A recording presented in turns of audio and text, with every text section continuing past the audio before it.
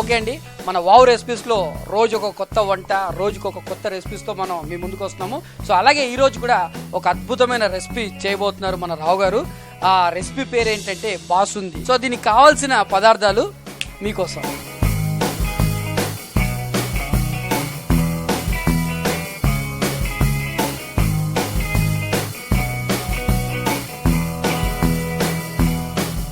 So వేడెక్కుతా ఉందండి pan.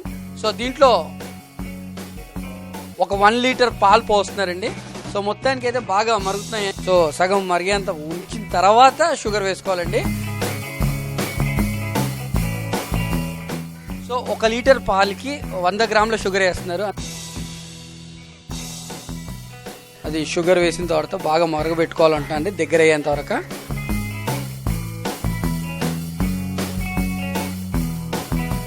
So దీంట్లో ఇలాచి powder వేస్తున్నారండి. ఇలాచి powder కొంచెం. ఇది కాజు బాదాం 2 ముక్కలుగా చేసుకున్నారండి. చిన్న చిన్న ముక్కలు చేసేసి మిక్స్ చేశారు. సో మొత్తానికి కాజు బాదాం ఈ 2 చిన్న ముక్కలుగా చేసి అందులో వేసేసిన తర్వాత మొత్తానికి ఇంకాస్త దగ్గరికి అయిందండి. దాని తర్వాత అక్కడితో మన ప్రాసెస్ అయిపోయింది. So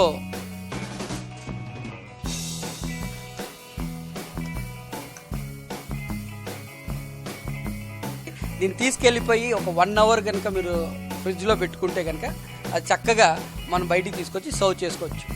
ready.